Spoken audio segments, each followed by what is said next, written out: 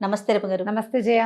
రమగారు, మన ఇంట్లోకి negative energy వస్తోంది, వచ్చింది అని మనకి ముందుగానే ఆ సంకేతాలు ఏమైనా తెలుస్తాయంటారా? నెగిటివ్ ఎనర్జీ అంటే పాజిటివ్ ఎనర్జీ లేకపోవటమే నెగిటివ్ ఎనర్జీ. అంతే కదా. ఇంట్లో తరచుగా గొడవలు, కీచులాటలు, ఒట్టి పుణ్యానికి పోట్లాటలు వస్తూ ఉండటం, తర్వాత ఏదో ఒక వస్తువులు చెడిపోతూ ఉండటం, చేయి తగిలి అవి ఇవి వస్తువులు పడిపోవటం, గాజు వస్తువులు పగిలిపోవటం, ఎవరో ఒక మనిషి ఊరికే అడ్రస్ అడగడానికి వచ్చిన వాడి గురించి కూడా మనం పోట్లాడుకుంటాం. ఎందుకో కారణం ఉండదు, ఏముండదు.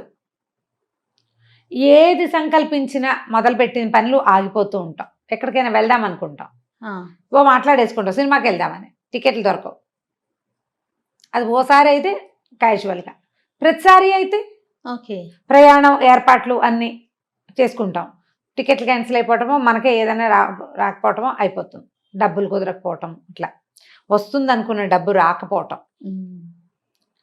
ఏమిటో మొహాలు బ్రైట్గా లేకపోవటం, ఫేస్లో కూడా తెలుస్తుందండి. ఫేస్లో కూడా తెలుస్తుంది. నెగిటివ్ దిష్టి తగిలిన మొహాలు ఎలా ఉంటాయి? ఓకే ఓకే డల్గా ఉంటాయి కదా.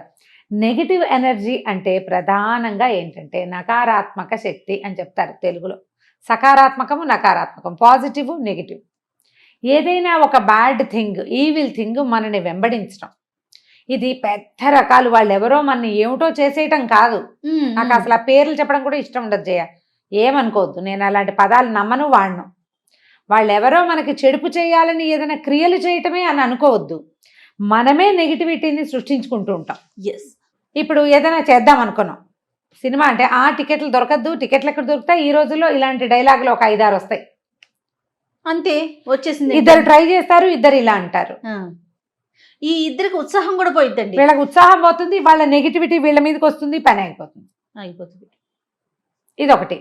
అక్కడి నుంచి మనకి చుట్టుపక్కల వాళ్ళు, జనాలు, ఫ్రెండ్స్, అబ్బో వీళ్ళు మీరు బాగా సక్సెస్ అయ్యారని వాళ్ళు అవతల వాళ్ళు పదే పదే మాట్లాడడం. ఎప్పుడో ఒకసారి మన ఆరా తూట్లు పడిపోతుంది, ఆ నెగిటివిటీ మన మీదకి వచ్చేస్తుంది. ఇక మనకి లేదా ఏదైనా ఒక్క దుస్సంఘటన జరిగిందనుకో, మనం దానివల్ల అన్నిటినీ నెగిటివ్గానే ఆలోచించడం మొదలు పెడతాం. ఏది పాజిటివ్గా స్టెప్ వేయకపోతే అవదు కదా పని, అవ్వకపోతే ఇంకా నెగిటివిటీ పెరిగిపోతూ ఉంటుంది. మనుషుల దృక్పథాల్లో, ఆలోచన విధానంలో మార్పు రావాలి. నెగిటివిటీ చిన్న చిన్న మార్గాల ద్వారా బయటికి తోసేయాలి. చాలా చిన్న మార్గం. ఎట్లా అంటే ఇల్లంతా కడుగుతాం, ఇల్లు కడిగితే ఇల్లు ఇంత ఉంటుంది, తూము ఎంత ఉంటుంది? ఇంతే కాదు, అంతే. మొత్తం నీళ్ళన్నీ ఆ తూములోకి కొట్టాలి మనం. ఎందుకు తూములు చిన్నవి పెడతారు? ఇల్లంతా ఓ పక్కన గోడ ఖాళీ ఉంచితే బాపోతాయి కదా, మనం పడిపోతాం కదా. శక్తి అంతా పోకూడదు, సన్నగా ఒక చోట్ల నుంచి బయటికి వెళ్ళిపోవాలి, ఎక్కువగా పోకూడదు. ఈ నెగిటివిటీని చిన్న చిన్న మార్గాల ద్వారా బయటికి తోసేయండి. ఎట్లా రమ్మగారు? మొదటిది ఇల్లు శుభ్రంగా ఉంచుకోవటం. చెత్తలు, పాత వస్తువులు ఉంచద్దు. దానం చేసేయండి, అమ్మేయండి లేదా పారేయండి. దానం మంచి ప్రక్రియ. పారేసేది వారేయమని శాస్త్రం. పారేయకు, వారగా పెట్టు, ఎవరైనా తీసుకుంటారు కదా.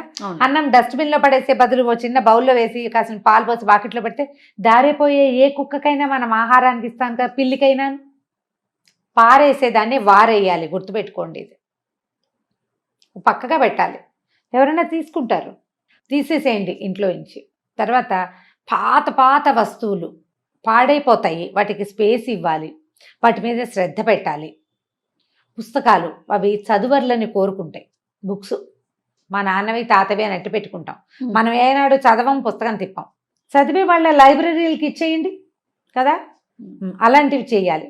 తర్వాత రెండోది, ఇంట్లో బాగా ఆకుపచ్చటి మొక్కలు పెట్టుకోండి. పాజిటివ్ ఎనర్జీ వాటితోటి పెరుగుతుంది. మూలలు, అల్మర్లు అన్నీ శుభ్రంగా ఉంచండి. క్లీన్ చేసేసరికల్లా మనకు ఒక చిక్కు తీసిన భావన వస్తుంది. అవునవును, అది ప్రశాంతతనిస్తుంది, హాయిగా ఉంటుంది. నాకు ఆ క్లటర్ కంట్రోల్ పుస్తకం చాలా ఇష్టం. అందులో ఒక 10 పాయింట్స్ చెప్తాడు, ఏవేవి తీసేయాలో. ఎక్కడి నుంచి బెడ్రూమ్ల దగ్గర నుంచి మొదలు పెడతాడు. న్యూస్ పేపర్లు కట్ల పేర్చేస్తాం, ఎన్ని ఉంటాయో ఒకరోజు తీసి పారేయండి, ఇల్లు భలే ప్రశాంతంగా ఉన్న ఫీలింగ్ వస్తుంది. అంతే కదా. అవునవును. అక్కడి నుంచి బూజు దులుపుకోండి ఎప్పటికప్పుడు. ఫ్యాన్లు, ట్యూబ్ లైట్లు అవి డల్గా ఉంటాయి, అవును. పైన దుమ్ము చేరిన మకమకలాడుతూ ఉంటుంది. తుడిచేసిన రోజున ఒక బ్రైట్ అబ్బా. ఫీల్ వస్తుంది. అనుభవిస్తే తెలుస్తుంది. అంతే అండి. నేను చెప్తుంటే ఏదో సోదిలా ఉంటుంది. అది చేసే వాళ్ళకి చేస్తే సొంతంగా చేస్తే, ఆ, మనమే చేస్తే, మగవాళ్ళ అల్మార్లు, పుస్తకాల అల్మార్లు వాళ్ళనే సర్దుకొనివ్వండి. బీరువాలలో, ఈ డ్రావర్లలో విపరీతంగా రిసీట్లు, బ్యాంక్ పేపర్లు చెత్తగా నింపేస్తాం, కవర్లు పెట్టేస్తాం. ఓసారి మొత్తం చిక్కు తీసేయండి, అంతే. సగం నెగిటివిటీ తగ్గిపోతుంది. ఇంట్లో పేరుకుపోయిన దుమ్ము మన నెగిటివిటీని పెంచేస్తుంది. పాతవి నూనె క్యాన్లు, పాల కవర్లు, పాల డబ్బాలు, పిల్లల ఆట వస్తువులు, పాత బట్టలు, పాత అట్టపెట్టెలు, పాత పాత్ర సామాగ్రి అన్నీ కూడా బయట పారేయండి, ఇంట్లో నుంచి తీసేయండి ఫస్ట్. తర్వాత మన లోపలి భావాల్ని శుభ్రం చేద్దాం. ఇల్లు అయిన తర్వాత ఇల్లు అయిపోయింది. మా ఫ్రెండ్ తోటి ఒక ప్రాబ్లం ఉంది, కూర్చుని మాట్లాడుకుని సార్ట్అవుట్ చేసేసుకోండి. ఒకసారి అడిగేసావనుకో తెగిపోతుంది, పోతుంది ఫ్రెండ్షిప్. ఉంటే ఉంటుంది, ఇష్యూ అయితే ఉండదు కదా. మీకు ఎంతసేపు అది చలేస్తూ ఉంటుంది లోపల, అడిగేయాలనిపిస్తుంది కానీ అడగలేం. అడిగేసేయండి. హస్బెండ్లను అడగాలన్నా అడిగే అవతల పారేయండి, అంతే. ఏదైతే అదో అంతేనా రమ్మగారు? ఆ, సరే, మీ పేరే చెప్పేసి రమ్మగారు start అడగమన్నారు. చేసేస్తాం. అంతే. అడగండి, మాట్లాడుకోండి, సార్ట్అవుట్ చేసుకోండి. అయితే ఇది ఇంకొక మాట చెప్తాను ఇక్కడ. ఇది అడగటం వల్ల, ఈ విషయంలో నిలదీయటం వల్ల మన క్లోజ్ రిలేషన్స్లో ఏదైనా ఆఘాతం వస్తుంది అని అనిపిస్తే ఆ పని చేయకండి. తెంపేసే రకపు ధోరణికి వెళ్ళొద్దు, అది మళ్ళీ మన ఇంకా ఇబ్బంది పెడుతుంది. పిల్లల్ని కూడా అంతే, చక్కగా హెయిర్ కట్లు నీట్గా చేయించండి, పిల్లలు గోల్డ్ కట్ చేయండి, చెవులు శుభ్రం చేయండి, తలకి బాగా నూనె రాయండి, క్లోజ్ చేసుకోండి పిల్లల్ని. నెగిటివ్ ఎనర్జీ తగ్గిపోతుంది. పిల్లల నవ్వులు, ఆటలు, వాళ్ళు హాయిగా ఉండటం, కేర్ ఫ్రీగా వాళ్ళతో మనం ఉండటం, వీటితోటి ఇంకో కొంచెం సంతోషంగా ఉంటాం. ఇంట్లో ఎప్పటికప్పుడు కాస్త ఒక అగరబత్తి వెలిగించుకుంటూ ఉండండి. సాయంకాలం అయ్యేసరికి ఒక ధూప్ స్టిక్ వెలిగిస్తే సాంబ్రాణి పొగలో సగం నెగిటివ్ ఎనర్జీ బయటికి వెళ్ళిపోతుంది. నెగిటివిటీ పెంచిన కొద్దీ పెరుగుతుంది.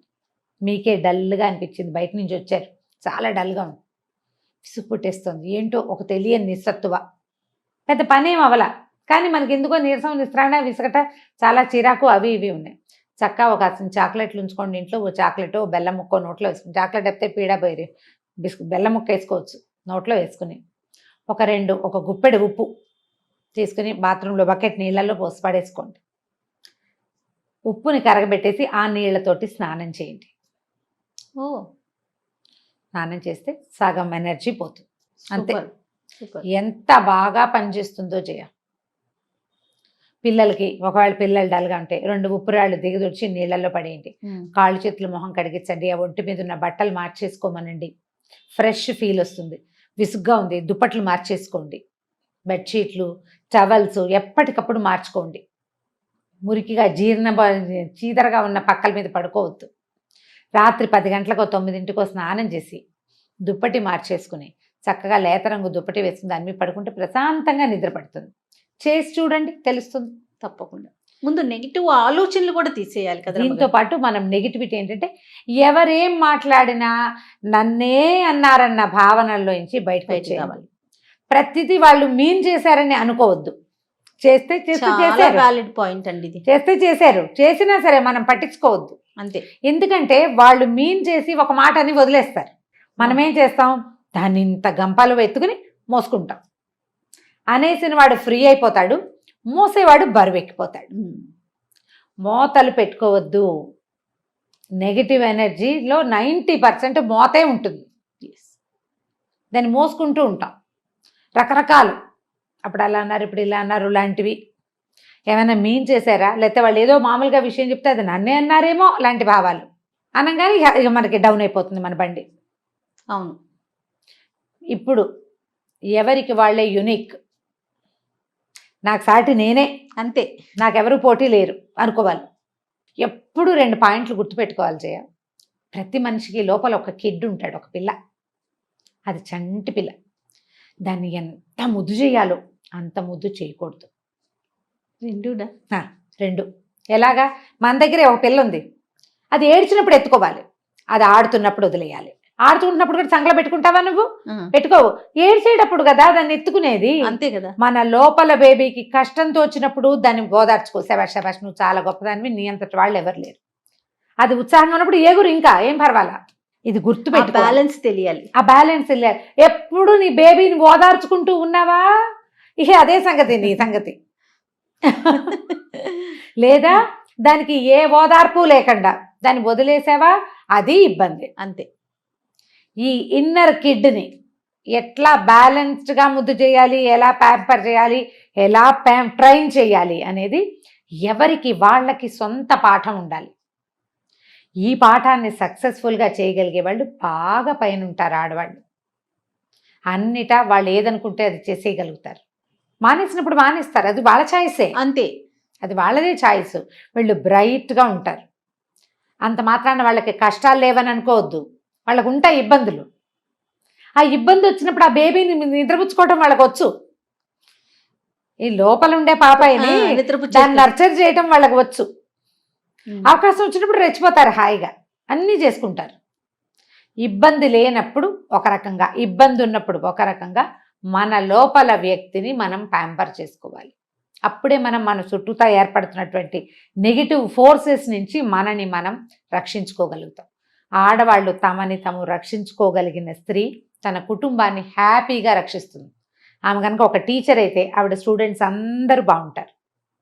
ఆవిడ ఒక మదర్ అయితే ఆవిడ పిల్లలందరూ బాగుంటారు. ఆవిడ ఒక సంస్థకి హెడ్ అయితే మొత్తం సంస్థ అంతా బాగుంటుంది. ఒక్కళ్ళు సరిగ్గా ఉంటే వీళ్ళ నుంచి వచ్చే మాటలు జనాలు హాయిగా వింటారు. ఇందులో నెగిటివిటీ లేదు, ఓన్లీ పాజిటివిటీ ఉంది.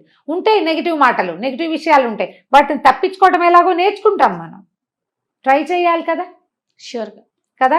అవునండి. గుర్తు చేసుకోండి, మన జీవితంలో ఎవరెవరు చాలా పాజిటివ్గా స్పోర్టివ్గా ఉన్న ఆడవాళ్ళు ఉన్నారు, మనం ఉన్నామా అందులో? చూసుకోవాలి, ఆలోచించాలి. అందరూ ఉండాలి, మగవాళ్ళు కూడా ఉండాలి. మనం మామ్స్కి ఎక్కువ చెప్తాం కాబట్టి అవును. ఆడవాళ్ళకి చెప్తున్నాం కాబట్టి ఈ మాట చెప్తున్నాను.